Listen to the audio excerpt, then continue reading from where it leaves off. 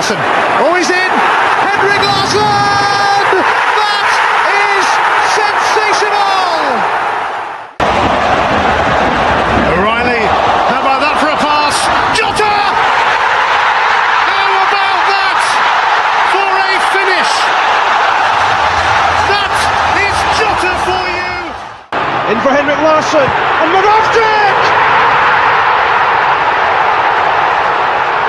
His first goal for Celtic! Here is Shunsuke Nakamura!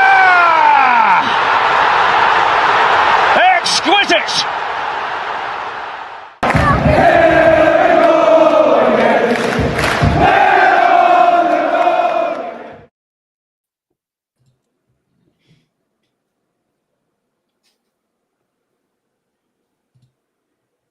Hello everybody and welcome back to the Celtic Unrestricted View. My name is Ryan Clifford. I have a sore throat, so bear with me on this one, guys. JP joined me in this one, and we're joined by, once again on the podcast, Jonathan Burns. Really glad to get Jonathan on. A lot of people might not know of Jonathan. If you don't, it is the son of Celtic legend Tommy Burns. Jonathan, absolutely glad to get you back on, mate. Obviously, the new manager coming in, you'll know more about us and obviously more people back in the UK, Scotland and in general, so really good to get insights of that and a wee catch up yourself and obviously Celtic, mate. So how are you? And I hope you're really well, mate. Yeah, really well, mate. Thanks for having us back on, lads. First and foremost, I appreciate your time. Yeah, it's going well here, mate. I'm up in Boston now. I can't remember where I was last time we spoke, but I'm up here now and we're preparing for winter. It's probably the only place that gets colder than Glasgow, I think, during the winter months. So it's I've got that to look forward to. But yeah, I can't complain, mate. Been up here about a couple of years now and really enjoying it. Obviously, JP, good to get Jonathan back on, mate, and hope you're very well yourself. Thanks, mate. Aye. It's been a bit of a quick weekend, mate, since the last time I had a chat with you on the channel. As you can hear, you this morning, aye. You sound as if you've smoked about 40 today, wee man. I don't know what's going on there, but I like your wee rashness to your voice there. It's kind of different. It's definitely different. I think your wee half 10 show will be kicking off tonight with that. Definitely with that kind of voice. So, aye, but as you said, mate, it's good to get Jonathan back on the channel. It was a really good chat the last time, and obviously I'm looking forward to even more so just now. And hearing about obviously with new incoming gaffer. Obviously yourself, Jonathan, like you said, you're in Boston, mate. Am I right in saying that you're like the head of coach development? How does that work, and how's like the pathway kind of about with the players? How does that work over there? Yeah, so basically, Ryan, what we kind of have is our top level will play in MLS next. So as you can imagine, because of the size of the country, it's kind of somewhat regionalised. So we're in the northeast region, so we'll be in the similar region to NYCFC, New England Revolution, Toronto, Montreal. So we have, we play against those kind of clubs semi-regularly, and then 3 or 4 times a year there'll be like in a national event. So for instance, on Wednesday we'll travel to Phoenix, where we'll be there for probably about 10 days, and the boys will play a few games, and it's a really good environment. And the coach development piece, mate, essentially the best way to look at it would be everything from the game model that we have. So kind of looking at that and ways that we can improve that, and kind of get a little kind of 1% improvements wherever we can get them. And when it comes to actually dealing with individual coaches, it's more or less kind of all about kind of standards. So best practices, standards, the way kind of sessions should look, the way we should try and conduct ourselves on the sideline, so on and so forth. So it's great, mate. I've also kind of got myself still on the pitch, which I think is really important. So I've got the 19s at the MLS next level, and the lads are a really good bunch, and we've got some top footballers in there as well. So yeah, It keeps me busy, mate. It's pretty full on. It's kind of all encompassing as well. You're kind of all things to all men at times, but it's been great, mate. As they say, you could have a real job. I suppose JP Jonathan's right there. When you're playing football, coaching football, involved in that environment, it doesn't really feel like it's a job, because it is a hobby, but I know it's a profession. But like Jonathan says, when you're having fun, you're doing something you've kind of worked towards all your life, it's something you're passionate about, it's not really a job, mate, innit, when you really think about it. That is, but no. I know what Jonathan's saying. No. I mean, I feel as if I'm involved in the game because we do that many football chats on here myself. I know it's nowhere near the same sort of level as what Jonathan's doing, and like say our good friend Barry Bannon, who's on the channel quite regularly as well, still playing at a good level as well. So, but I feel as if, no, that way you still feel as if you're getting that kind of input from it, because it's you're involved with guys who are doing it day to day, and you're chatting about it every day. Just about, I think Big Ange, when he was here, he hit the nail on the head with a statement he made about the way he talks to the players. And he says to the players, see when you're driving into training in the morning, have a look at the guy in the bus stop. Check the guy in the bus stop. How's he looking? Is he smiling? Is he grumpy looking? Is he this, is he that? He says, you're coming to do something you absolutely love. Aye, okay, you get paid some good money for it. He said, but you're coming to do something that you love, and it doesn't feel like a job to you. It feels like you're honoured to come and do it every day. You know, he says, it's working hard, but we're also having fun, and we're doing this. He says, there's guys getting in and slugging away in a warehouse and being sweaty and covered in dirt and covered in all sorts, and probably hates his life, you know, and in certain ways. So I think when Jonathan says there, you know, you could be doing worse, I think it's a true saying. I really do, right? No, I definitely agree with that, mate. Like you say, people are doing jobs just to get by, but to be really enjoy it, probably no. Sorry, Ryan, you know what I'm saying? Working in a warehouse is a bad job. That's no. By any means, that's not what I'm meaning whatsoever. No, but you're right. You're right. A few comments here. No, you're right. But see, in terms of what you were saying about kind of the coach development side, Jonathan, is that somewhat obviously noted? Obviously, the level that Celtic are. But is that somewhat what Sean Maloney would be doing? Is that similar role, or is it a bit more to that role than yours? Well, so I think the difference is, I think Sean was in the same position as Darren O'Day when I think he took over from Darren, didn't he? So I think it was Pathways manager. So I'm lucky enough that I've still got a really good relationship with Darren. I still speak to Darren regularly. So I actually probably knew a little bit more about that job. So no, the Pathways manager is different, Ryan. It's I think first and foremost you're kind of in charge with, you know, finding players loans. So you're trying to get players that maybe need loans or they need game time or whatever the case may be. So their job's to kind of, you know, try and find the best fit for the player. I think they would probably be directly involved with trying to actually kind of structure what that deal would look like as well between them and the club. And then obviously they're also kind of sitting there and looking at kind of what's been successful.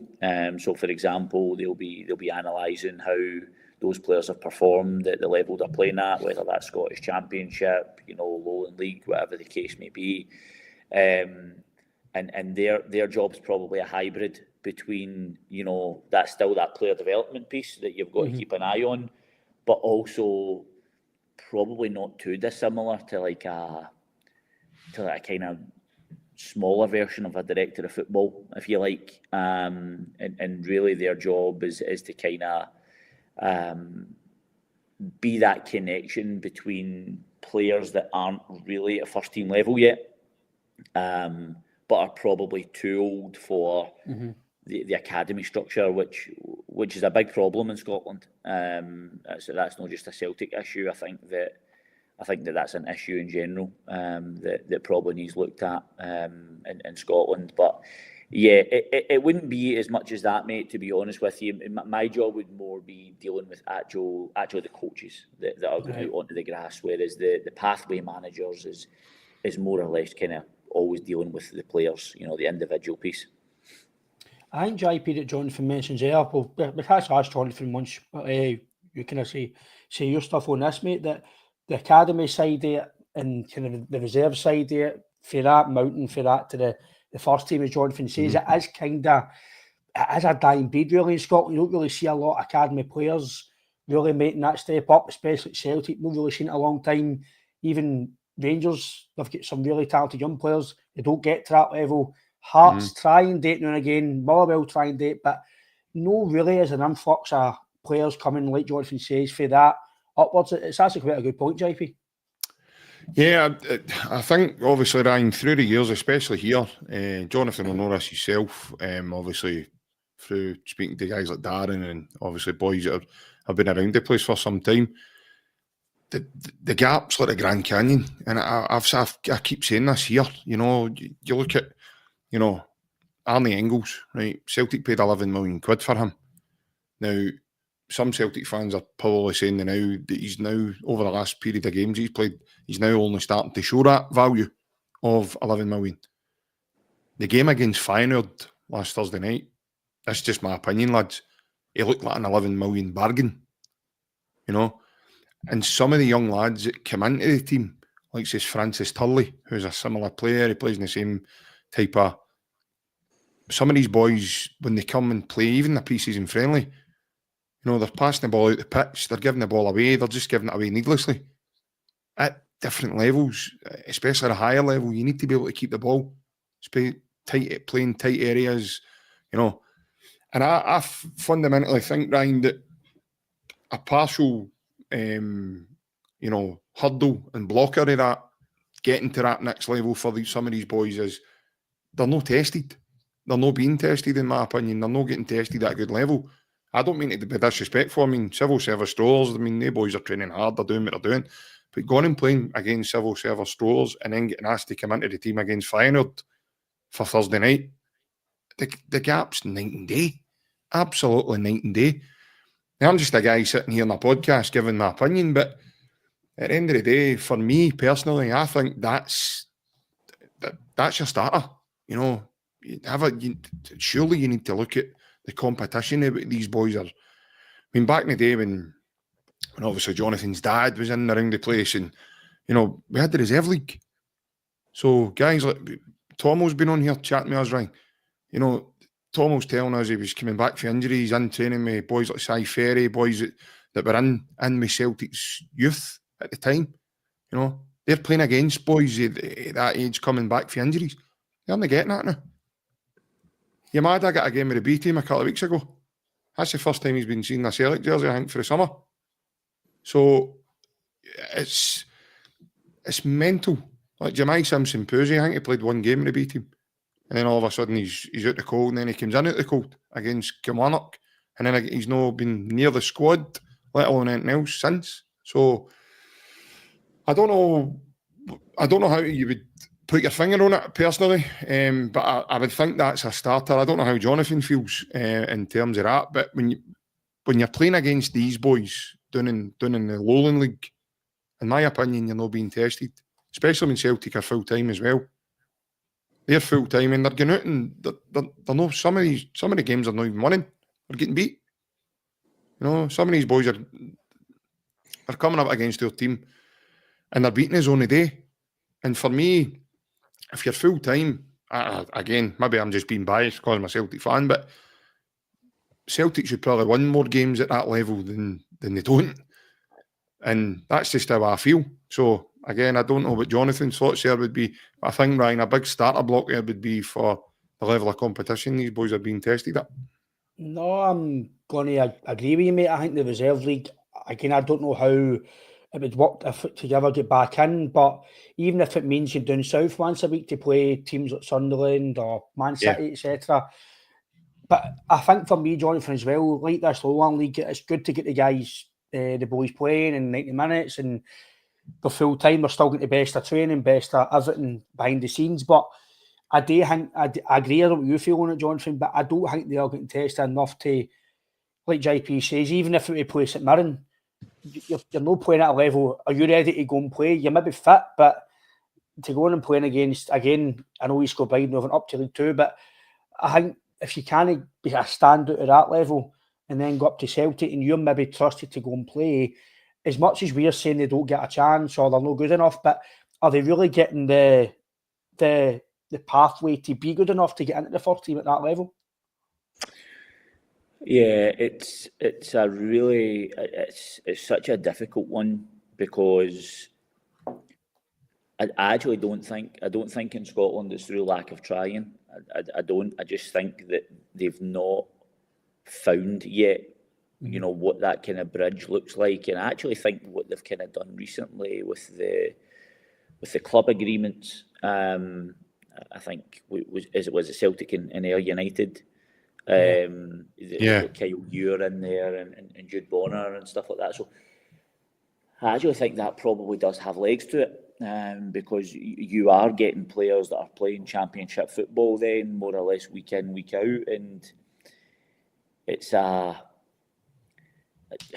outside Ryan of imposing rules on teams that, you know, they need to play X amount of players under a certain age, or, you know, there has to be X amount of homegrown in your match day 18 or whatever the case may be. I mean, outside of that, it's just very, very difficult, because you know, you see situations like the first team this year where, you know, you've got Hearts, and Hearts have started really, really well, and they've went and they've took themselves to the top of the league, and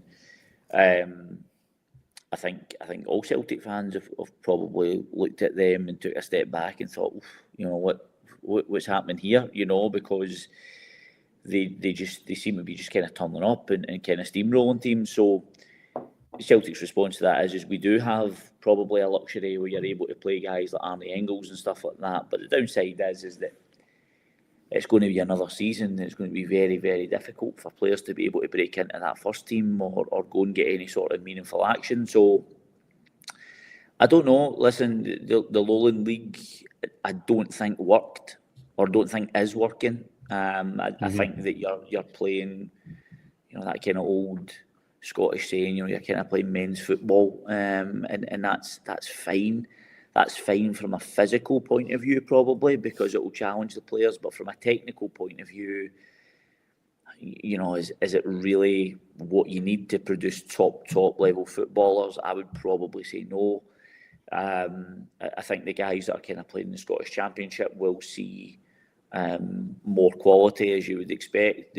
They're seeing a kind of full-time environment at Ayr and stuff like that. So that's probably something that they're more accustomed to. You know, Rangers have went in the past, and I think they've done the kind of European club schedule where they've tried to arrange almost like friendlies against other professional academies across Europe. And again, like, is that something that's worked? Probably no. How often do you hear about it?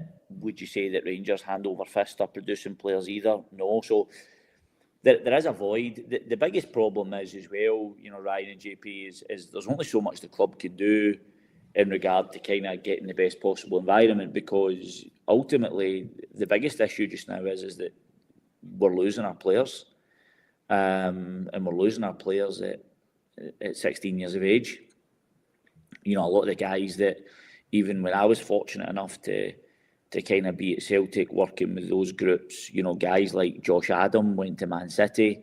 I've no idea where Josh Adam is now. Barry Hepburn went to Bayern Munich. I don't know where, you know, Barry is. Liam Morrison went to Bayern. So there's guys that are leaving Celtic and going to top European clubs. And the issue that we've got now is that Brexit really hasn't helped that, because now the first place they're looking is probably north of the border, you know, because they're able to get those players in without any sort of visa restrictions, or they don't need to wait for the player to turn 18 like they do for young players in mainland Europe now. Yeah. So it is a difficult one, mate. It's a really, really difficult spot they're in. Do you just return the old reserve league? I think there'd probably be benefits to that, because I think you would see best against best, which, you know, you're hoping will have a kind of really good long-term result. But yes, it's a difficult one, mate. Listen, I don't know what the right answer is. There'll be brighter minds than me that are thinking about it in the Scottish FA just now and at the clubs, but there is a huge issue just now because there seems to be a real drop off in terms of real top talent that can kind of get in around the first team, and it's hard to say where the next crop of kind of young players that can come up and make an impact like Callum McGregor has, like James Forrest has. It's going to be really, really tough going forward, I think. Ryan, I think that's something that we've spoke about on here at length. And in terms of the young boys, you look at Mitchell Frame. Did he go to Aberdeen? Did that go through? He's Aberdeen, aye. He's at Aberdeen, right, okay. And then Jonathan's talking about boys like Liam Morrison and Barry Hepburn and stuff like that. If you look at the ones recently, you've got Ben Dokes and obviously now Rocco Vata, who's been linked with a 20 million move to Crystal Palace from Watford because he's been out and done well. But obviously, coming back to yourself, Jonathan, do you think the ultimate thing there is with Celtic, with some of these lads like see, I know Big Ange tried to put Ben Doak into, and some Celtic fans will say, well, it was too late. It was ultimately his head was turned. Liverpool were already coming to the table and stuff was moving there. But do you think Celtic are a club, mate, that because of the pressure, the grueling the fan base give them at times, the kind of pressure cooker it is here, it's really difficult to just, give these boys an opportunity because you're ultimately going to have to take a Giakoumakis, a Kyogo maybe out the team to give a Rocco Vata a wee chance at a time, or you're bringing off an Abada or Jota or to give your Ben Doak a try. Do you think ultimately that's the harsh reality you face here? Yeah, I think so, JP. I mean, listen, I've been over here now for the better part of 10 years. So I'm probably a little bit removed from the kind of cocoon of the kind of the media and all that kind of stuff from back home and maybe looking at it more now as a kind of outsider. I think if you look at the kind of fallout that you have just now between, the fans, the board, there's two main factors to that, right? They didn't qualify for the Champions League, which is obviously a huge disappointment, and then into the bargain as well, it seems as if even the kind of larger frustration from the fans is the way in which we conduct our transfer business. And to your point, JP, I've kind of said this in the past as well, like Celtic fans want to see players bought and brought in, and they want to see players that can impact the first team right away. So they're not necessarily interested in 3 to 5 year projects, and they're also probably not that interested as well in seeing X amount of young players push through. Ultimately, if we start 2 young players and we get beat 2-0, what are we going to talk about? We're going to talk about the result because it's Celtic and you're expected to win. Yeah. So it is a rock and a hard place because I think at the end of that transfer window, if somebody for the board turned round and said, well, we don't need to buy a striker because we've got a guy in the B team that we think can step up and be a part of the I think Celtic fans would have absolutely fucking stormed the doors of kind of Leonardstown. So it's a difficult one. Like, we kind of kid ourselves on that, we want to see young players and this is important to it. But the biggest thing at Celtic is you've got to win. Yep. And the other side of that is like, look, there's really, really good coaches at Celtic's academy. The fact is, if we're not producing players, the first place we have to look is within. Right, so what can we change? I'm not talking about staff or anything like that, but what processes can we change, or how can we make it the best possible environment internally to try and get players pushed up? I think one of the problems that you have in academy football back home, I'm sure you guys see it as well, like a lot of academies go out and then the thought process at kind of pro academies should be, success has to look like, can you get players promoted up the academy, right? So can you get kind of 3 or 4 players from the B team training with the first team environment, or X amount of debuts, or does the 18s, are they able to jump up to the B team? Like, it should be about promotion rather than about result. And again, I think the problem can be like you get all consumed with result because you know you're there, you're naturally competitive, you want to win the game, but I think your job as a coach at that level has to be like success has to be reflected in the first team, and you know I think everybody has to be like-minded with that. So it is a difficult one. It really is. I think that, you know, ultimately there will be naturally younger players that train with the first team every day. How do you get them involved with the first team? Honestly, I don't know, because Arnie Engels, as you've said, JP, has been on the bench more often than not this season. He was £11 million. So what are you saying to Arnie Engels if you do bring in a Francis Turley and play him, and he's sitting there getting, you know, I don't know, 25 grand a week and was bought for £11 million? He's like, well, what am I doing here? You know, so it really is. It's a difficult one, mate. I'm hoping that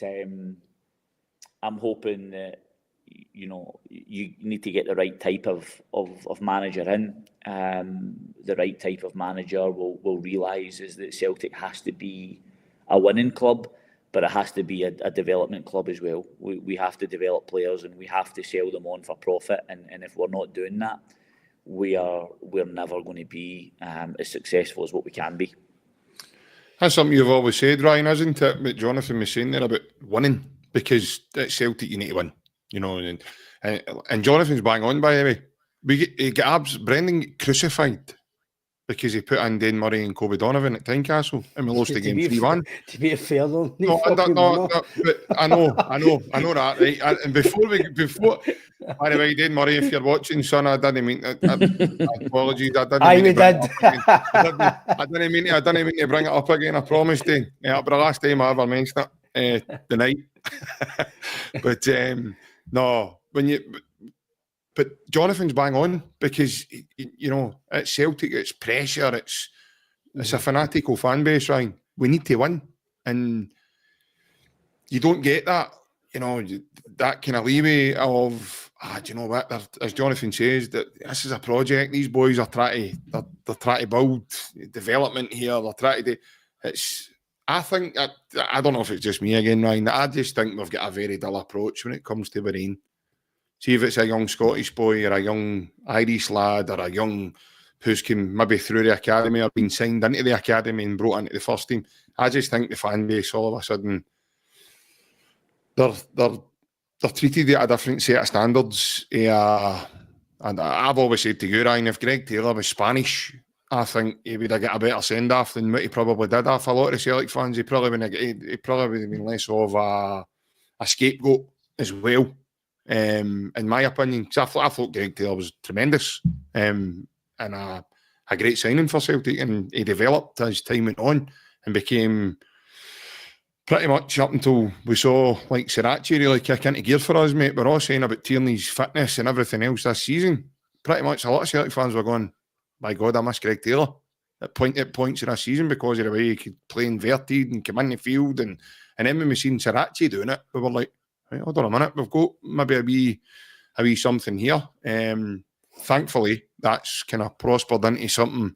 You know, he's a bit more reliable now, Sriracha, apart when he get injured, then everybody's going, oh no, what we're going to do, because Tierney's not got the legs to do it anymore. You can't get up and down the pitch, and then he goes and scores that goal against Denmark, thinking to yourself, wow, he's still got really high level in his locker here. Like, that's a message to everybody, is don't forget about me, I'm still Kieran Tierney. But at the end of the day, Ryan, pressure's pressure, and it's Celtic because of the size of the club and everything else.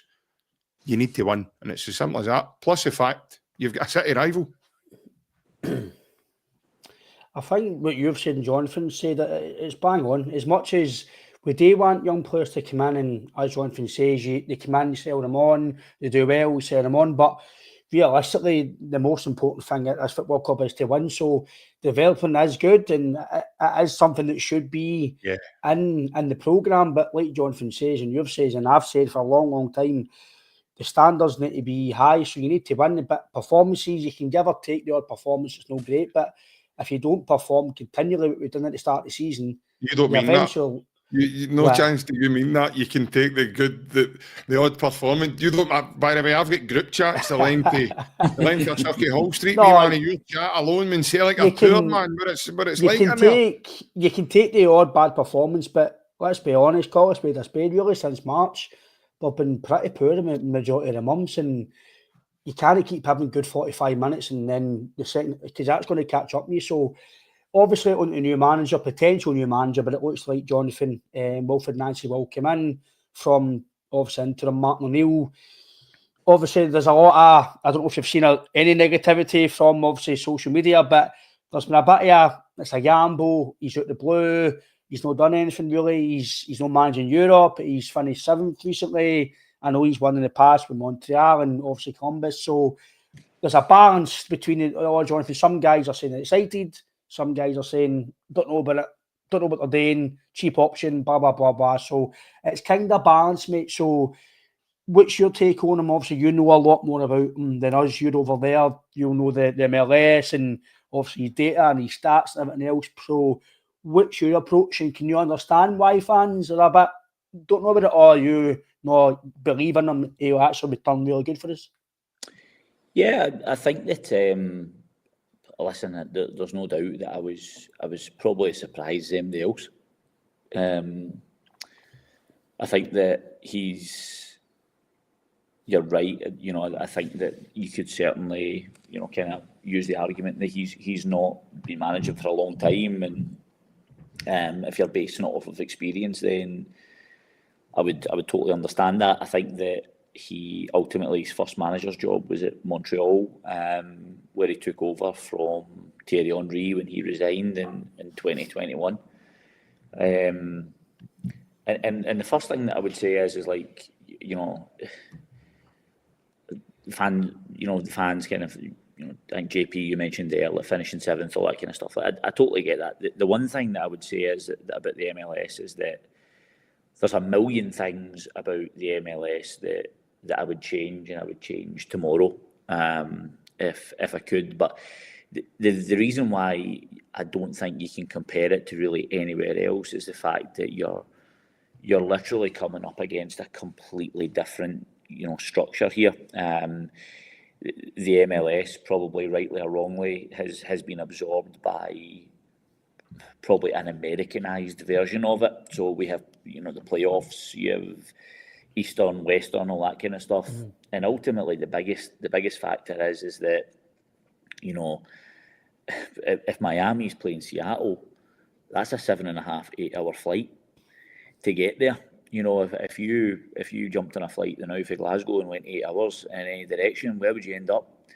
So the scale of the country and the time zones, and it's impossible to kind of factor in a direct comparison between the States and Scotland. But what I will say is the one constant for all the kind of change between MLS and the SPL, the one constant is obviously the game of football itself, right? So those are things that are kind of indisputable, and they're objectively backed by kind of stats and things like that. So listen, the one thing that I will say about them is that they're a very, very good watch. And I don't watch a lot of it. I don't want to be wheeled out as the kind of Guillaume Balaguer as the headline the border. Jonathan Bird says he's amazing. Aye, there you go. So I think that the one thing that I will say, you're a wee bit better looking than Guillaume Balaguer, Jonathan, to be fair, man. But I think when you're coming up, and you're talking about him, they are a very, very good watch. Everybody kind of speaks about 3-4-3, and that's absolutely right. Kind of what he's played up to this point has been 3-4-3. That's his preferred style. It is very methodical. It is very methodical, the way in which they play, the way in which they're very fluid within that shape, which probably makes them a decent watch. So you'll see situations where the right centre-back or left centre-back is above the two centre-mids. You'll see probably that front three play narrower, obviously kind of near enough kind of boxing out the middle of the pitch. The wing backs pretty much have license to kind of roam and go wherever they need to go, and they are very difficult to play against, Columbus Crew, because it seems to me that when I've watched them through the playoffs or whatever the case may be, you know, teams will try and get after them. I think that they're very, very well coached, and they're most definitely kind of given very, very detailed instruction in terms of if they're being pressed, but if it's a 1 or a 2 or a 3 that's pressing them, how they kind of get that extra number. They are able to play through the thirds. I would probably say that that's something that you would see from them that would be a difference from Martin O'Neill. I think Martin O'Neill has probably brought back that more direct approach at times, where you maybe see them going a touch longer into the last line.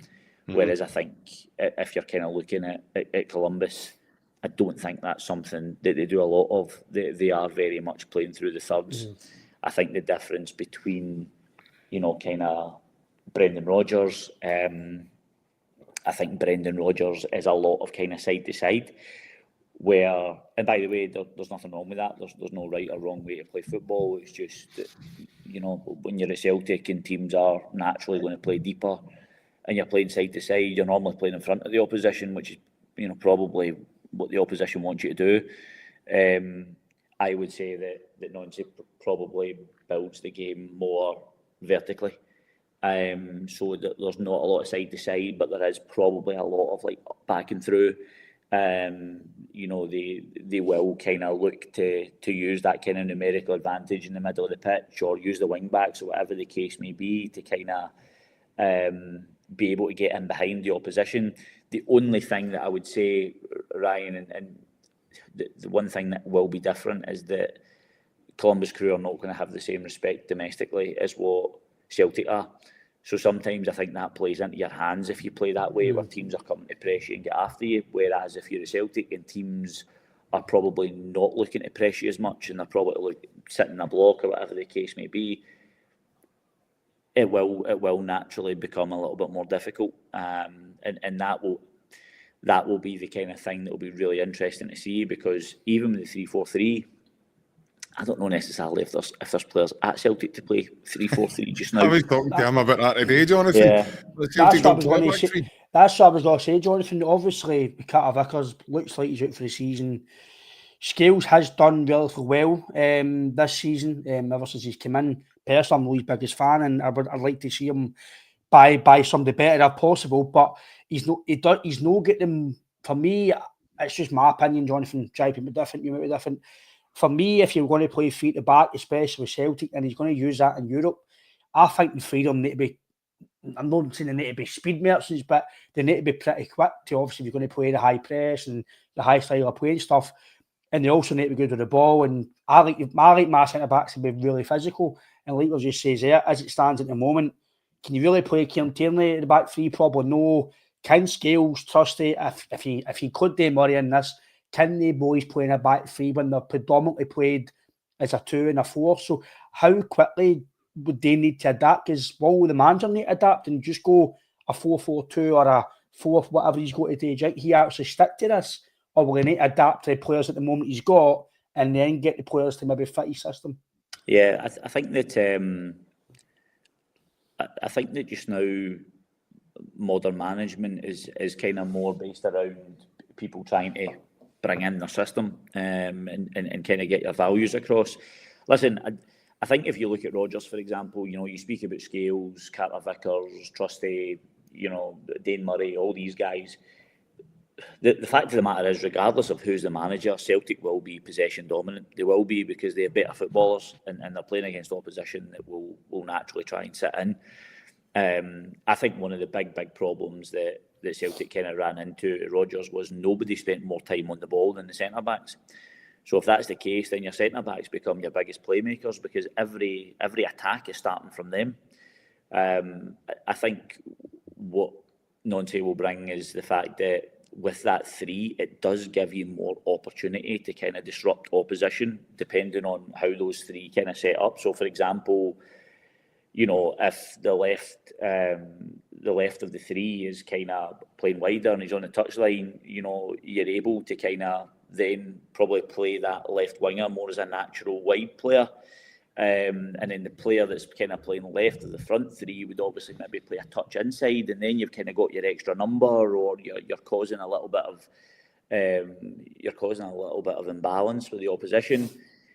I think there's benefits to it. Do I think that the 3 that would be playing in it right away will be there in 2 years playing in it? Probably not. I think they'll look for a different type, and I think then your recruitment comes to you're looking for a different type of footballer, because the difference is that, you know, Rodgers' team, for example, the centre-backs took the ball, they played it, it was left, right, it was into the 6, but they always kind of stayed. Their structure behind the ball was always the 2 centre-backs. Mm-hmm.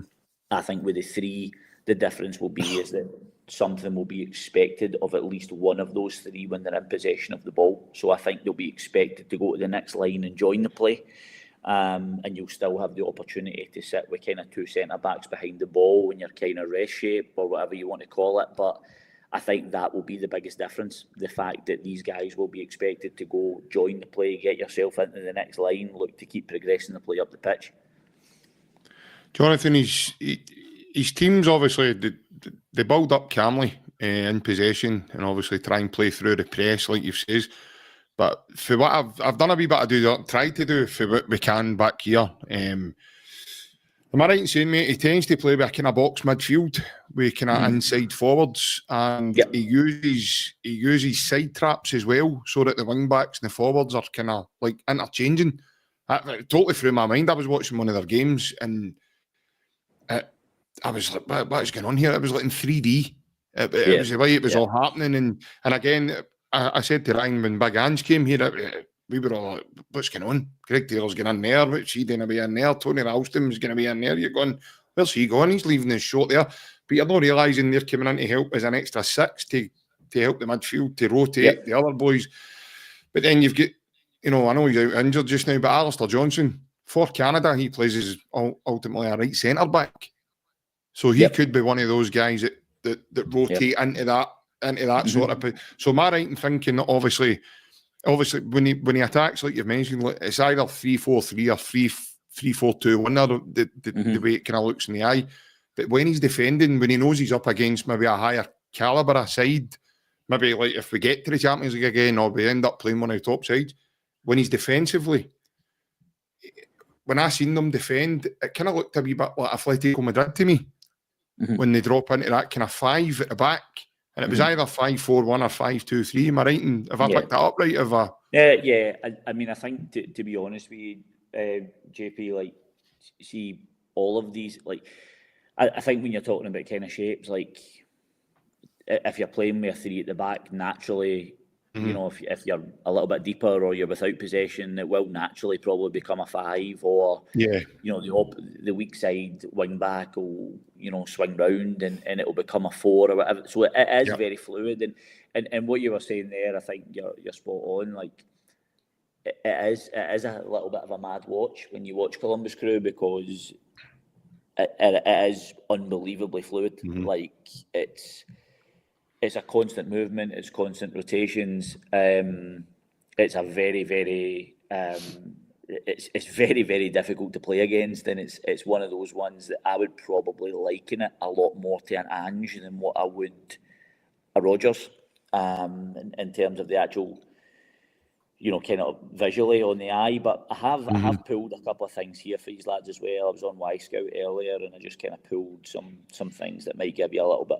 of talking points. And listen, this is obviously objective as well, so this isn't opinion based. This is objective. So obviously, you know, kind of in offensive touches in the final third in opposition box. So in 2023, when they won it, they ranked first for touches in the final third, and they ranked second for touches in the opposition box. Mhm. In 2024, they ranked second behind LA Galaxy, who went on to win it, in opposition third, and they ranked seventh in opposition box. And this year, it was regular season, it was first in final third and first in opposition box. So in terms of all the teams that are in MLS, they're constantly towards that kind of top 10 to 15% when it comes to kind of final third. And as I say, that's no kind of easy. That's not an easy thing to do, because you're constantly changes. You know, Columbus, Ohio, they'll get their 4 seasons. There will be a very, very cold winter as well, but they could be going from -10 to jumping on a plane and playing in Miami that's 90 degrees. It's you know, really, really different to what you can imagine. You know, regular kind of European football. In terms of technical improvements under Nancy, you know, in 2022, pre-Wilfried Nancy, ball possession rate, they were rated 9th. Passing accuracy, they were rated 6th. Successful passes, they were rated 12th. And unsuccessful passes, they were ranked 5th. And in 2025, they were ball possession rate, they went to 2nd. Passing accuracy, they're 1st. Successful passes, they're 2nd, and unsuccessful passes, they are 4th. So in terms of the kind of technical improvements, you know, that probably gives you an idea as well of possession dominant. But, you know, in order to kind of go from, you know, 12th in terms of successful passes to 2nd, it obviously means that there probably has to be one of two things. You know, either more, you know, passing options for the players that are on the ball, or it is a shorter passing distance, which is probably what we're talking about, JP. It's as a patient build-up, you know. It is kind of, I wouldn't say it's death by 1,000 passes, I wouldn't say that at all, but it most definitely is controlled in terms of what they do, and they pick their moments very well of when they look to break, or whether they look to kind of go and change the point of attack. It will certainly appear visually, I think, a lot quicker than what Brendan Rodgers' style of football was. Yeah. See, it's passing, Jonathan. Sorry, Ryan. I was just going to say quickly. It's passing, but the big thing, what I've gathered from him, and he's obviously his personality and the way he looks at it, ball speed's everything for him. You know, ball speed's the most important, and he talks about that in a lot of the chats that he does with people, and I think, guys, obviously I'll let Ryan come in just now, but I was going to ask you something else in terms of similarities to what I think he might have in the Celtic team to what I think he's got at Columbus Crew. I think Callum McGregor will be massive for him personally, but we'll obviously touch on that as we go. But I'll bring Ryan in. But that was all I wanted to say, because ball speed's the most important. I think you're bang on there, Jonathan. I think, you know, Rodgers like to kind of tire teams out with kind of moving the ball. This guy likes to try and score as many goals as he can, basically, and let's go for the jugular. That's where, you know, like you talked about similarities, Ryan, just to bring you in and that. Obviously, what Jonathan was saying there about Ange, that's what we're looking at here. We're looking at Celtic playing forward, but doing it efficiently rather than, you know, like Jonathan was saying, they are passing teams to death. Well, it seems by the stats that Jonathan's gave there that he's obviously improved them. They're quick on the ball. They're more creative going forward. Yeah. Obviously, we don't get the luxury to see the MLS games here, so we don't. It's only really YouTube highlights or certain games, or if you've got something we don't talk about on here, you can maybe get the odd game. But it seems a lot of emphasis on attacking, and for me, Jonathan, if that comes to the players that he wants to bring here, or even the players here that might suit his style, it could be, again, I don't want to compare Ange, because Ange was obviously a manager for years, he won everywhere else, he's been there and done it, and his style of play was throughout all the time, and we didn't know that at the time, but when you actually looked at what he's done that everywhere, so it wasn't really a surprise. similar to Nancy. I don't know much about him, like JP says. We can only do wee snippets of Google and everything else. You've got the Y Scout, obviously, which we've no got, but you've got other things you can see data-wise, and like we spoke before, we come on, data now is, as much as we want guys to win the Champions League or Europa League and go and win the Premier League and go and win this and win that, but if his data and stats are really, really high, and he might not have the quality of player that potentially, I might be wrong in this, Jonathan, that he might attract at Celtic, he might get a bigger budget, who knows what the board or the guys at Hierarchy are going to give him. It seems like if he gets the quality of players, for me, I've always said, I don't know what you feel, Jonathan, but I think if we attract the players to make us better in Europe, the leagues are showing. I know people might think that's disrespectful, but if we go towards buying for Europe, you don't need to look at Hearts, Aberdeen, Rangers, because you're already going to buy better players than them, because nobody else has got the budget to get the players that you potentially can get. So if he gets the players that he wants, it could potentially make you better for Europe to his style of play. You're expecting Ange football again, goals 3, 4, 5, 6. That's the way that I'm thinking this is going to happen. Am I right in saying that? That could be the way? Yeah, I mean, listen, it could be. I think ultimately, like, see to be fair, Ryan, like, I'm not somebody that's kind of bowled over by stats. I think that what it gives you in this argument is it gives you a really good insight to the fact that he has taken teams and he has improved them. And, you know, look, ultimately, I think what it will come down to as well is the one thing that I don't know about him, and I don't know anything about him in this regard, is I don't know what type of personality he is. I don't see enough of his kind of press conferences to kind of get a gauge on that. I've got no idea. And I think that goes a long, long way in football in terms of whether you see people buy in or not. I think if you look at examples this season, Russell Martin's somebody that I've seen on a few coaching courses, and he's very, very good. He's very, very good in terms of how he speaks and you know how he wants the game played. But clearly on a kind of personal level, it didn't come off from him.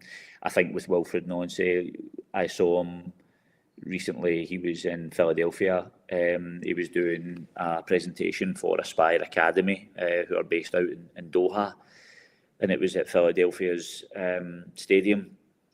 And he was presenting, and he done a pitch session, and he was by far and away the best presenter. His pitch session was excellent, and I've already stole the session and cropped it up and used it and passed it off as my own, as people do. But that's what good coaches do, mate. Did you do the kind of French accent, mate, Johnny? 100%, mate. I was a Joey Barton when I was sitting there. So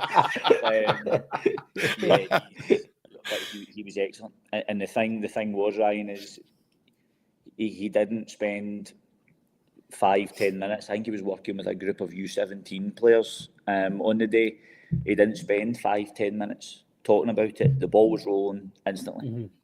It was rolling instantly, and just because of his session setup and his session design, just naturally everything that he wanted to come out of the session was already there, and he was very, very good. And that's the thing where I look at, like, I don't have any doubts about him at all when it comes to the actual football piece. I've got no doubts about him at all. I think, like everything else, he needs a good transfer window. He'll need players to buy in.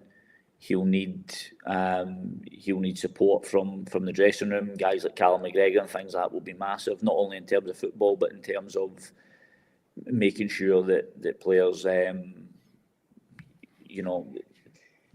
take on this kind of new challenge and this new instruction and try and make a success of it, because I think they'll be a really, really exciting watch if they do. I think, Jonathan, personally, and obviously we're going to touch on now the kind of similarities and how things might look from here. I'm only being maybe I am being biased, and Jonathan, feel free to jump in and shut me down if you think for 1% of me speaking out of turn here. But for me, I think he's come to a massive club in Celtic, a bigger club than where he's been before. in terms of fan base and Yep. the everyday pressure cooker he's going to be in. And Paul Lambert used to call it a goldfish bowl here, in terms of what it's like. So he's about to experience something, in my opinion, he's not had in his life before. Glasgow's a brilliant place, by the way. And you know yourself, Jonathan, when things are going well for you, you share a city with a big rival. That'll always be the case. And fundamentally, I keep telling the boys that I will always look to be better than them, first and foremost, because I grew up in an era where we weren't better than them. Yep. And they had a different culture now. That's a different team, in my opinion, that's there now than the one I watched when I was growing up. But to watch Celtic, what they've done over the last decade in terms of what they've gave me as a fan, and the ecstasy that I've shared with guys like Ryan and other lads, going to cup finals, watching us scoring last minute winners, Callum McGregor's goal against St Mirren, it's just unbelievable. And he's about to experience all this when he comes in. Now, player similarities for the traits of his team. You mentioned Callum McGregor there, Jonathan. I think guys like that will be important for him. He's already coached Alistair Johnson, I believe, at Montreal. Yep. So he'll know him. He'll be giving the boys a bit of the lowdown on what he's like and probably speaking to some of them. Because of the energy that Nancy demands off his players, I know we're only probably going to have him for another short time, but guys like Maeda are going to maybe flourish off this guy with the speed, the strength and physicality level that Maeda possesses. We're watching Yang. He looks like, now, I don't know about Martin O'Neill's putting his tea. He looks like a totally different boy. But all of a sudden, against Feyenoord then at the weekend there, you're like, what's going on? Like, where's he came from? So I hope that's something that's going to continue to prosper as we go. You've got Arnie Engels, I mentioned him earlier. I think his running power is unbelievable, and the physicality level that he possesses is frightening. The best game I've seen him play for Celtic yet was the one against Ademola Lookman against Atalanta. I forgot Ademola Lookman played with him that day because he kept him at bay. So you've got guys like that. Then you've got boys like Jota. Obviously he's injured just now, but Jota can also press the game really, really high. But Nancy plays a system that allows that, like I mentioned, with the side traps, Jonathan. The forwards backing up with the wing backs, the press. As I said, the way they done it was just mind blowing to me. The way it was ultimately the two centre halves were 10 yards inside the halfway line. In the opposing half as well, when they were, and you're like, what is going on? And they're so high up the pitch. Ryan touched on it, having speed. They've got Austin Trusty there, who's got legs. He can go the other way. In my opinion, would you agree, Jonathan? He's got a lot of similarities basically already. He's going to inherit that as he walks in the door, and obviously then, who knows, he might do what Big Ange did and he'll open Celtic up to a different market. He might know guys that are in the South American market. He might know guys that are obviously in the MLS and other wee markets there that Celtic predominantly don't really go near when it comes to transfer window. Yep. I think that with regard to kind of, you've got, it's not going to be easy. Particularly with kind of what's there now, but I think you've got players that you could do it. I think ultimately, you're going to have kind of two sitters. Your kind of two sitters will be likely McGregor and Engels or McGregor and Hatate or some version of that. And then you're probably going to have two inside forwards or 2/8s or whatever you want to call those, which could maybe be Engels and Nygren, or maybe does Maeda take up one of those positions? You would probably need to go and find an out-and-out 9 if that's the case, maybe. So, listen, I think there's definitely ways you could do it. I think Tierney has played that wing-back role, whether it's for the national team or whatever the case may be. I think Alistair Johnson would be very, very good at it. I think that it would probably suit his game, given the way he plays football anyway. I think just having that extra centre back behind him and giving him a licence to kind of go and support the play. So I think that there is. I mean, listen, obviously when you're kind of watching them press 3-4-3, it's a bit mad, because you'll see those wing backs basically absorb their full backs, so they'll just play right up against each other. You'll probably see the number 9 almost drop in and act as if he's kind of screening like an opposition 6, and then you'll have the 2 inside forwards just going hell for leather and jumping to kind of centre backs, and it's mayhem. You know, it's mayhem, but it's really hard to play against, and it's really hard to play out of. I think with similarities, like, look, Celtic we've maybe not kind of played the best football we've ever played, but we do have good footballers there. And we have some guys out injured that will return and enhances, and you know that's going to be important. There's no doubt the next transfer window is just going to be a really important one, because I think this is the first transfer window in a long time that Celtic need to go into without the mindset of, well, we can maybe buy this project player and see if he works out in 18 months' time. Yeah, you need guys that are going to come in and impact the starting 11 now. And I don't know how good Celtic are at that. But I think this is definitely a transfer window that adds a little bit of pressure in it as well, because of the way things are just now between the fans and the board. I think that that I wouldn't want to be in that recruitment department anyway. Yeah, Ryan, you've spoke at length again about that, haven't you? About this transfer window coming, and things like how we need to get things bang on and stuff. Again, we'll get Jonathan's thoughts on this in a wee minute, but predominantly the time that it's taken for, I know Martin O'Neill joked at Easter Road when he's saying he's hiding the paperwork and stuff like that for going through, and he's wanting to get a send-off at Celtic Park on Wednesday night, which is fair enough, and I can understand that. And to me, that makes more sense. But my goodness, as Wilfried get 3... what a way to announce yourself to the Celtic fans. You've got a game against Hearts, Wilfried, then we're playing Roma, and then you've got a cup final, big fella. I hope you're ready. It's like, welcome to the club. It's like, what? And then you go to Beachwood to play Auchinleck. And then we go to, that's what I was going to say. So Jonathan's talking about he's doing seminars there in Philadelphia. He's going from Philadelphia to Auchinleck Talbot within a space of a couple of weeks. How's he going to manage us? It's mental, isn't it? It's one of those ones though, like, do you know what? Like, I've had this argument with a few of my pals in group chats and stuff like that. Like, listen, I think what Scottish people do very well is we typically are not arrogant.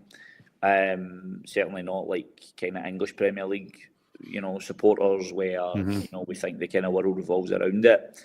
And I just, I was in the kind of group chat the other day, and I was like, lads, like, I don't know if there's many countries that, in terms of infrastructure, have better setups than what the MLS do. Like, these clubs play in world-class stadiums, have world-class training facilities. I think now the cost of an MLS franchise is somewhere in the region of between 700 and 800 million. How many football clubs in Europe would be bought for that?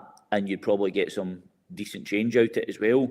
So they're bankrolled. The only thing that hinders them is, as I said earlier, they've tried to Americanise, kind of football with the same things that they've done with basketball or American football or baseball or whatever the case may be. So there's the draft, of players from college, which is, something that you've got to kind of wrap your head around. The team that has the worst season will get the first choices in the draft, so they'll get the best player coming out of college. You'll then have salary caps. You'll then have designated players. So it's completely incompatible. But what I will say is like, he's also, I think sometimes, like, some of my pals have certainly got a mindset of if he's coming for managing, Bees Juniors in a public park. He's not, he's used to kind of playing in top stadiums, and he's used to having the best of kind of training grounds and the best of things surrounding him. So, I think as well, there was I was kind of reading the other day that he was very, very close to leaving Montreal before he did, because he had an argument with the owner, which will be an interesting one at Celtic, because I think I think if he came in and got an argument with Celtic's owner, I think that only ends one way. But we'll see. But I think like to that point, like he is a guy that I think will demand standards, and I think he'll certainly. I don't think he's just going to kind of roll over and have his kind of belly tickled if he thinks something's not right, you know. Jonathan, would you agree that Celtic have done really well in terms of like going and like doing their due diligence and scouting this guy? Has that surprised you, the fact that they've went again that far afield, the way it's kind of similar they've done to Big Ange? Yeah, so I think like there's two kind of ways now. Like the data analytics is obviously heavily influencing like player recruitment, but it is also influencing coach recruitment now as well. So I think that I don't think it's one person's opinion anymore. I really do think that similar to an algorithm of recruiting a player, there will be an algorithm of recruiting coaches in terms of the way in which they play, what their style of play is.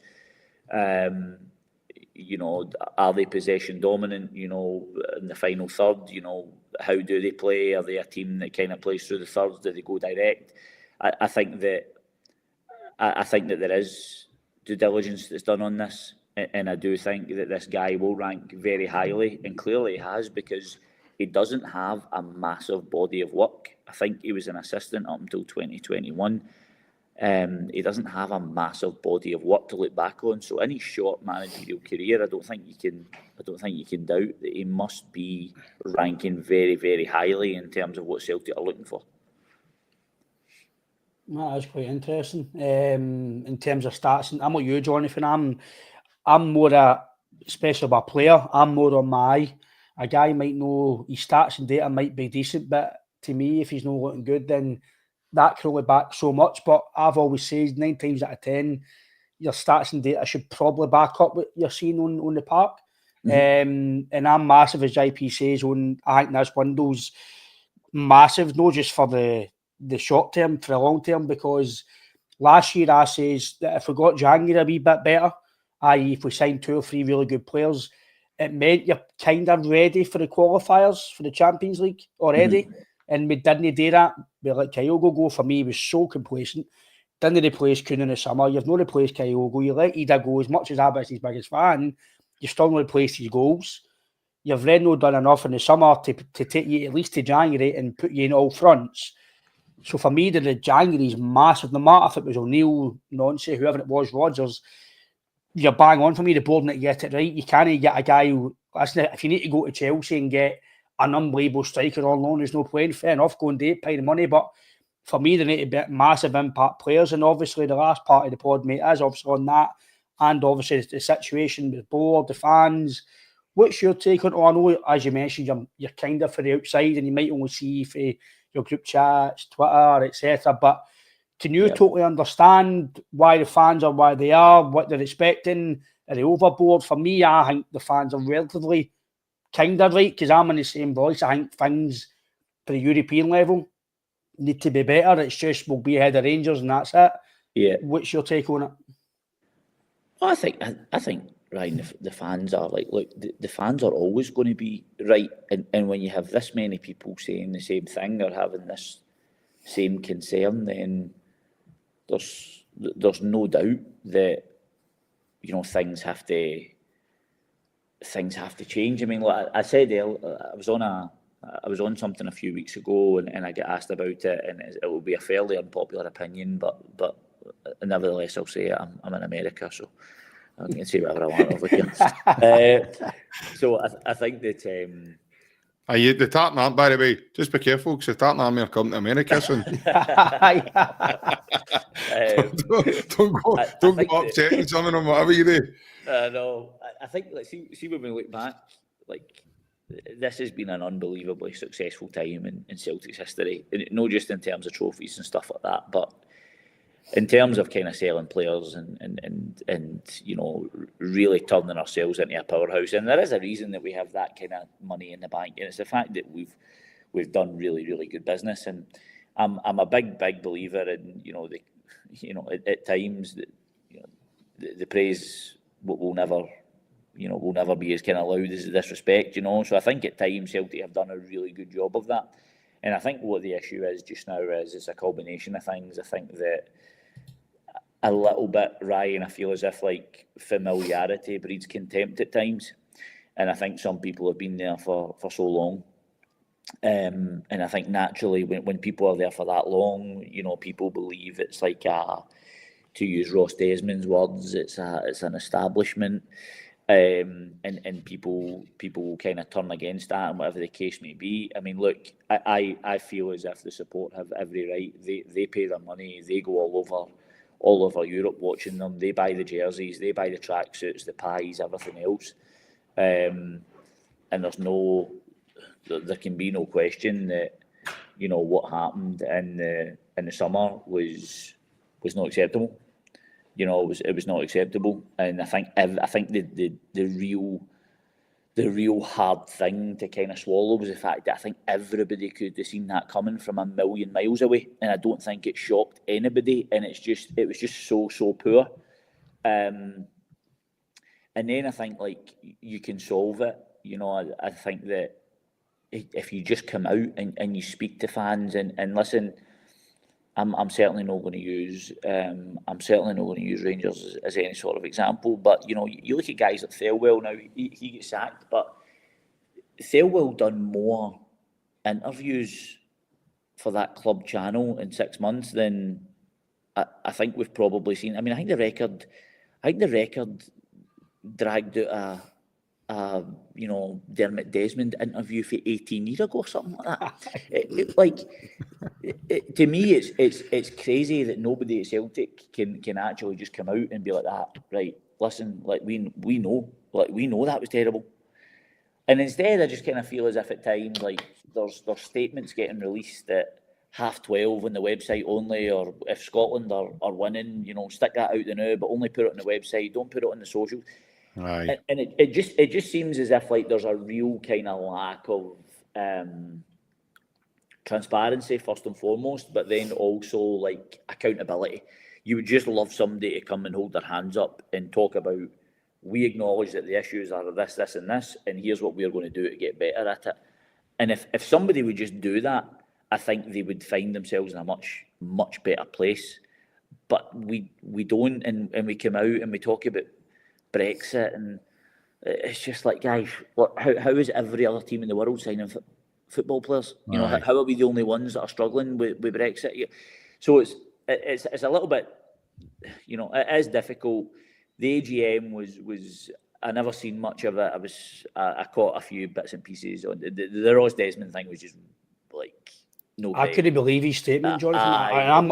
I'm here, right, but I think it's an absolute downgrade to the fans. Basically saying we're millionaires, shut up and behave and don't say. That's the way I took it. Maybe I'm wrong, but I took it as they didn't want that to happen. They tried everything in their power to have to answer the questions at the fans but I think the fans just want transparency. Jonathan, do you think? Sorry, Ryan. Do you think he took the top table by surprise by the way when he spoke? Because what kind of made me think along these lines was obviously Peter Lawwell, and obviously when Ross was speaking and Peter's like kind of face on, then the camera spins to Peter. Peter just kind of does that as if his eyes are like as if, what did you just say there? And then the room just erupted for that. I think he took the top table by surprise by sitting at the top table. Shouldn't he be there? He's not a shareholder. I don't really know what Ross Desmond does. No harm to him, but I don't know what Ross Desmond does. And I think Peter, like, listen, Celtic fans by and large don't like Peter. But what I will say is about Peter, and I'm not going to say that I know them personally. You know, I've met Peter loads and loads of times. I know his son Paul. I know his son Mark. Like I probably know them better than Joe Blogs on the street, but by no means are we, you know, kind of close family friends.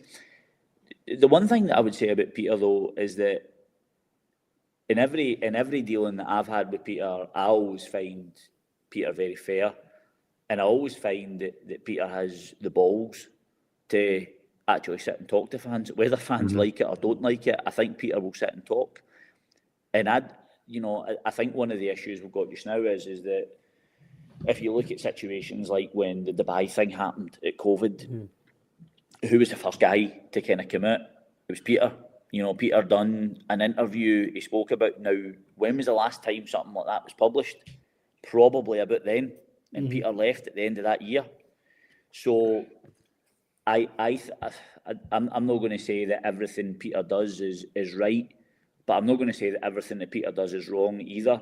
I don't think Peter, at the AGM, I don't think telling a group of adults to behave was great.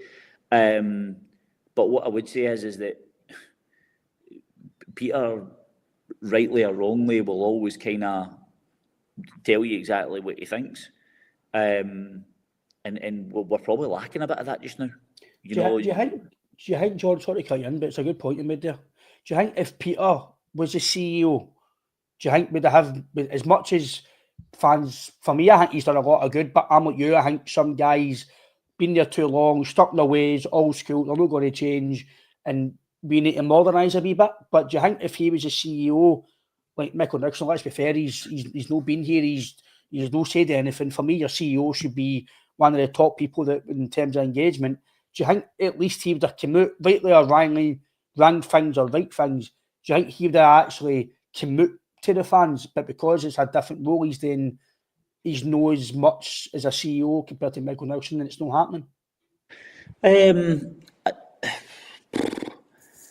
I mean, it's hard to say. I think you can only go on probably what we've seen. I'm kind of using that example of the Dubai thing of something that probably wasn't viewed upon as great by the club or outside the club, and he addressed it.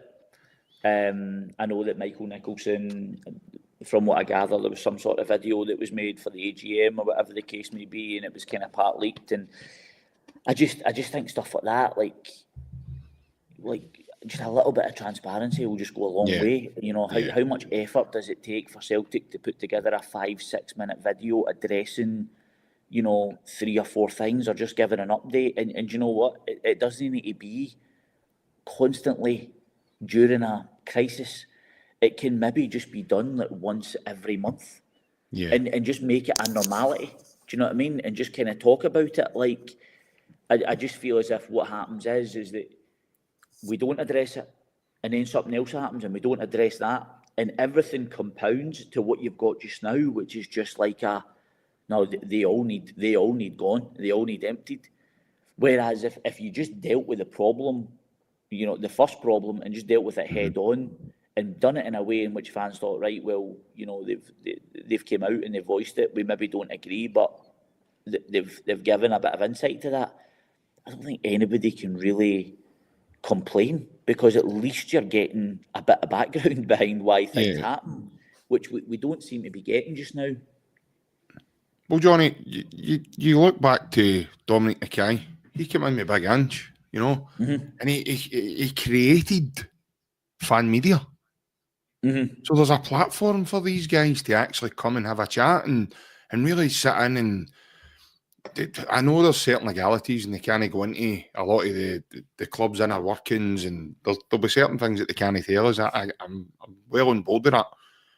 But I mean, the fans just want to know, right?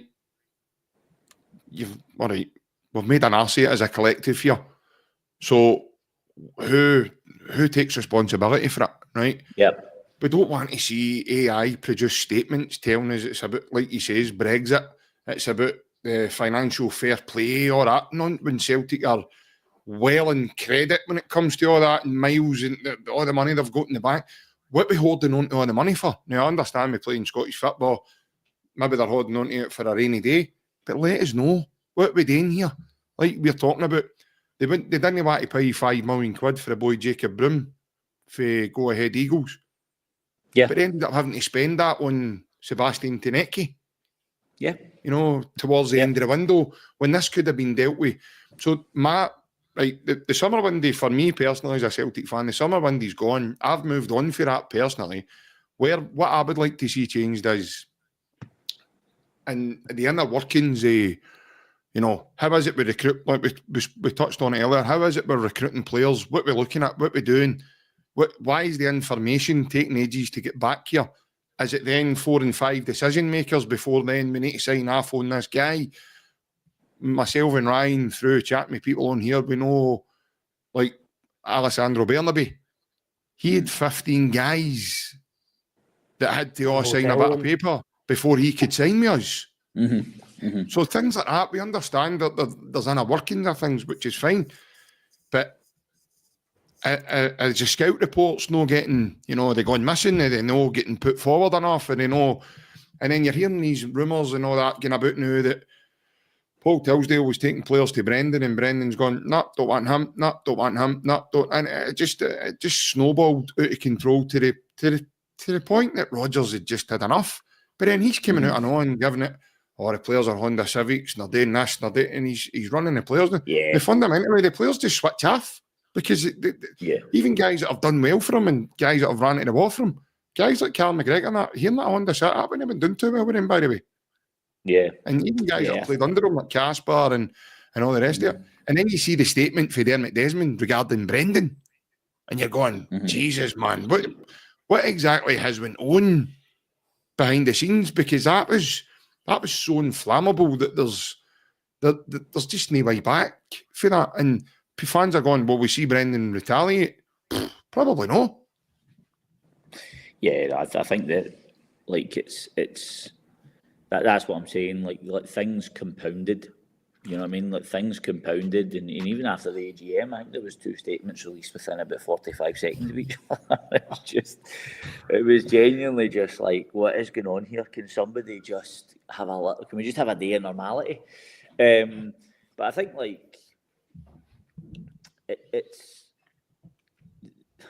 For me, the fundamental problem is like you identify who you identify, and Celtic have a decent record of, whether it's Kyogo, Maeda, Matt O'Reilly, Jota, they have a decent record of bringing in guys that will make an impact and they can sell for profit.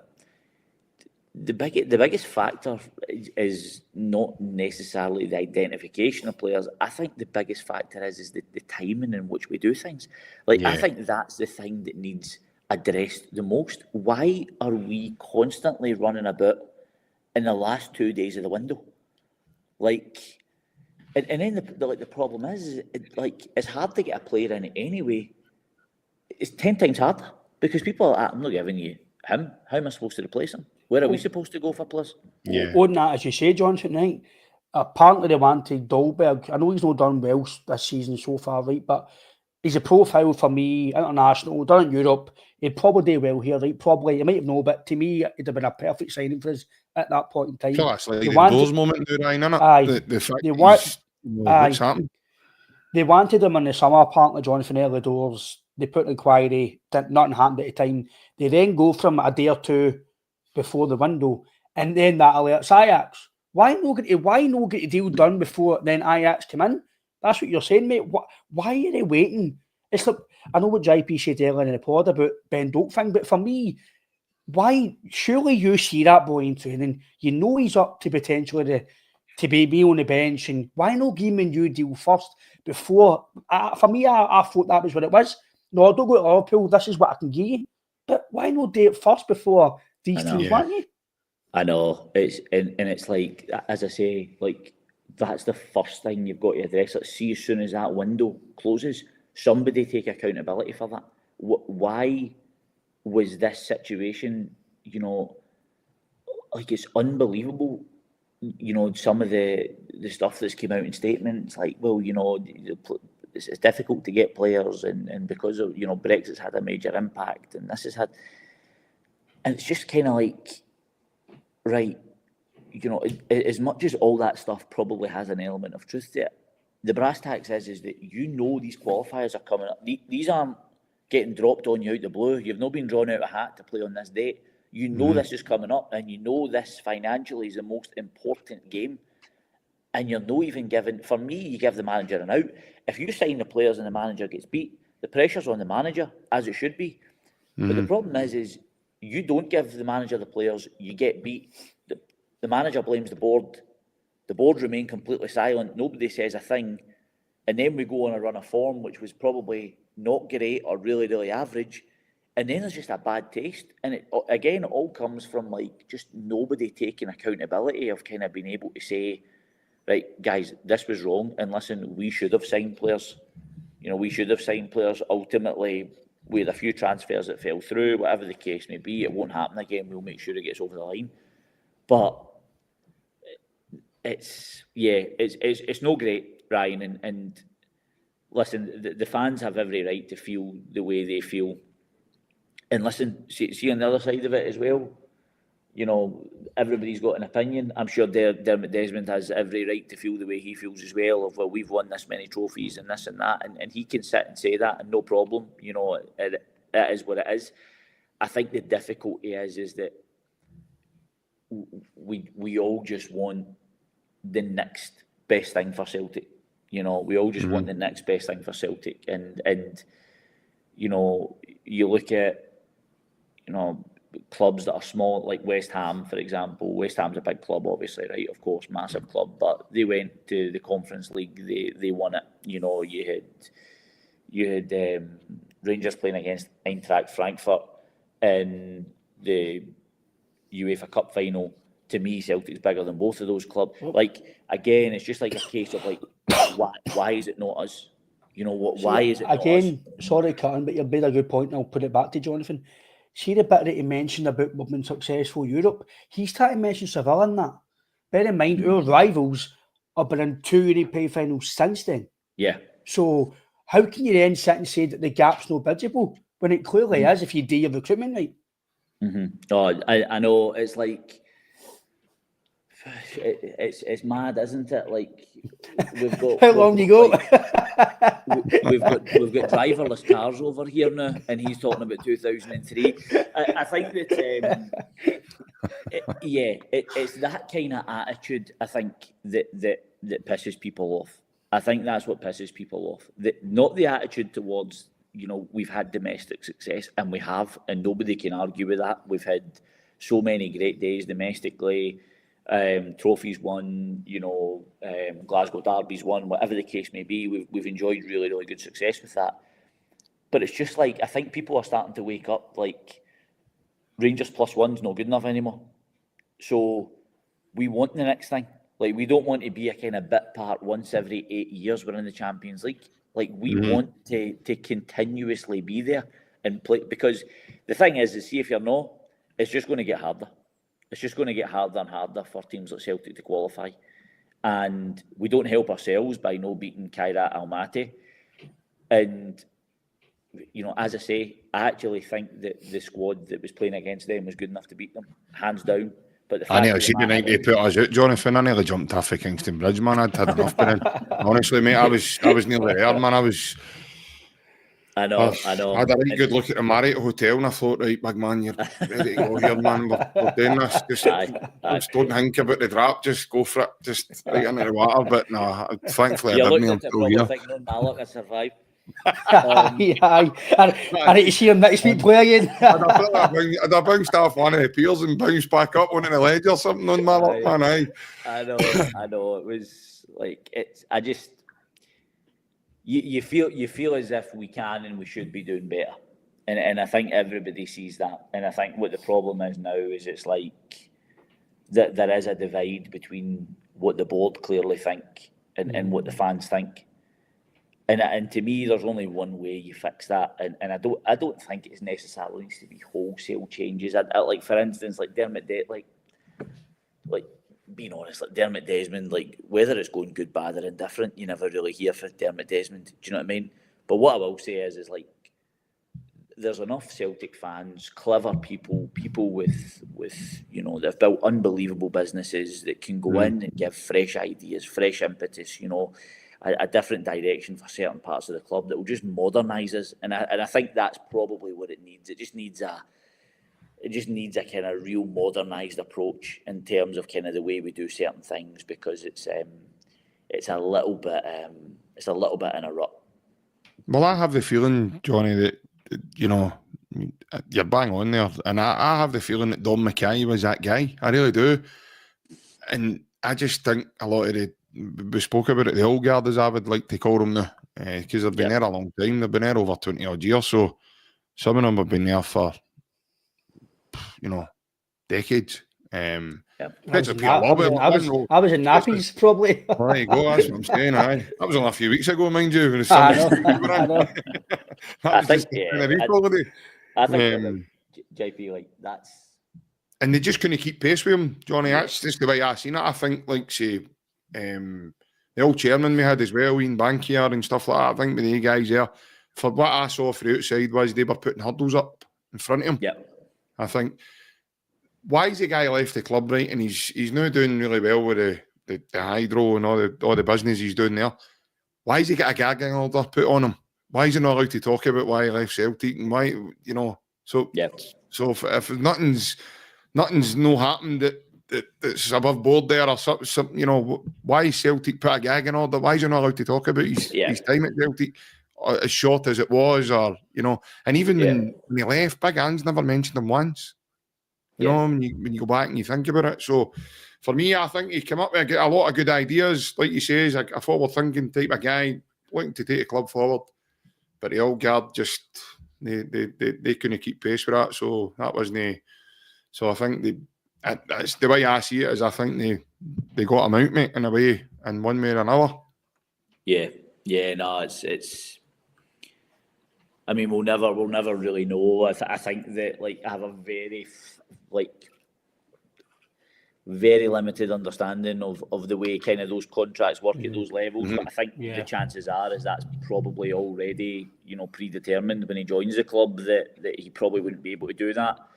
I think that's probably why you see Rodgers no saying something back as well to the kind of Dermot Desmond thing. But the biggest, like, for me, mate, like, the whole Ross Desmond thing, like you kind of said, do you think I took the top table by surprise? I mean, 100%. I mean, I said to a couple of my pals, like, I think it looked as if Peter Lawwell had been shoved out a plane when the camera panned back round to him when he was reading it. Like, just leave it. Do you know what I mean? And then obviously as well, like, just right, okay, meeting's finished. Do you know what I mean? Because Peter knew you can't let him. You can't say that. You can't let him carry on with that. But also, Peter's in a weird position because you can't really tell him no. You know, it's kind of like, well, it's my ball and I'm going home. So I think that for me, as I say, Ryan, JP, like, guys like Peter who I've met a good few times over my life, like, are very, very, very good people, and they are very, very good human beings, and they've delivered success for Celtic. And I don't agree with absolutely everything that they've done, but there can be no doubt that when we look back over this period of Celtic's history, it will be one of success, and it will be one that we look back on with really fond memories. And as I said, like, familiarity, right or wrong, it breeds contempt, especially at things like big football clubs where people see the landscape changing, they see football changing, and they want the club modernised, and they want things different. And, you know, the new generation of Celtic supporters coming up are you know, people that were born in that kind of tech age, and they expect to see things differently and expect things presented differently. And we're maybe just we're slow to the uptake on that. So we need to improve. We need to improve it. And as I say, it might be an unpopular one, but I'm certainly never going to be somebody that kind of sits and says Peter's this or Peter's that, because, you know, in my interactions with him, I've always found him very, very fair, and he is a Celtic fan.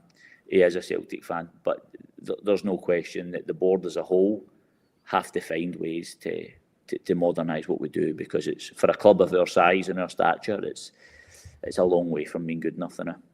Yeah. Boys like Yang, Ryan shouldn't be going to Birmingham, standing in a Birmingham track ready to sign a $3 million contract and then still be playing at Celtic. It's just, it's mental. Adam Meader gets told he's gone, and he's told to come back up just in case he's going to bench against Rangers. It's like we've all spoken about here. It's common sense, and it's treating people. Because for me, sometimes, I know we're customers, but sometimes you do get treated like that, and the fans, as Jonathan says, are the biggest. I get told he'd left his Morrison scared for the petrol station. What is it? Tell you, The Celtic probably give me the money for his petrol care. There you go. But if there's anything else, JP, anything else, I know he's gave it a lot of his time today. If there's anything else, JP, Jonathan? No. I've just obviously really enjoyed chatting with him again and getting a be better insight than I already knew. And in terms of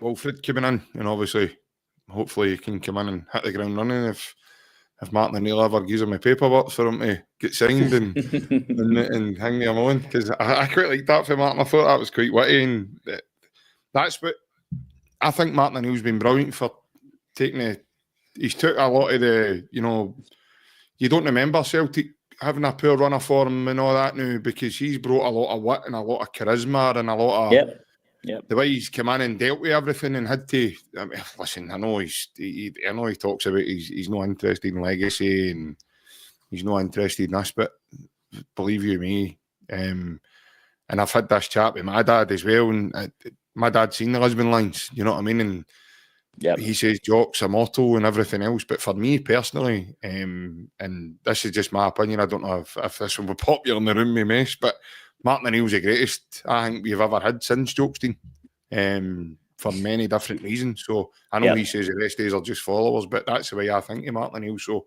even the new manager coming in's got a big job, Jonathan. Yeah, no, absolutely. But no, exciting times ahead. Hopefully. Again, you've kind of made me a bit more positive on the Nancy thing, Jonathan, just for the stats, and because I'm a wee bit, I don't know. I want to see him here first. I'm not going to judge him because I've judged players in the past and they've came in and surprised me. So I'm going to say I'm getting wiser, but I'm getting a bit older to have a bit more just patience. Watch him, Jonathan, by the way. Celtic won a treble, you'll be wanting to send one of the drivers. Well, I've just passed my test. I might need that then, to be fair. I know. But honestly, Jonathan, really appreciate your time, mate. I know I'll probably catch you a bit longer, but it's been a good in-depth chat. Hope the viewers have liked it. Some quite good numbers as well, and some good comments. So again, mate, I hope you've had a good chat with us. And again, I hope the rest of your time in Boston goes well, and enjoy the flight to Phoenix as well. Come up, because I know it's a tough one. Top man, lads. Thanks very much for having us, boys. Catch up soon, hopefully. Great, Cheers, Jonathan. Thanks very much. Cheers, lads. mate. Take care. Cheers, mate. Bye-bye. Bye-bye.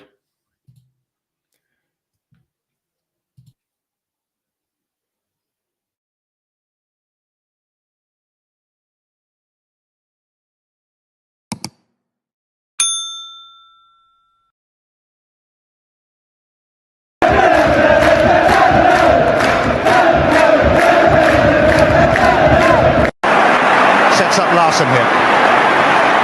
Larsson. Oh, he's in! Henrik Larsson! That is sensational! O'Reilly. How about that for a pass? Jota! How about that for a finish? That is Jota for you! In for Henrik Larsson. And Moravcik! His first goal for Celtic! Here is Shunsuke Nakamura!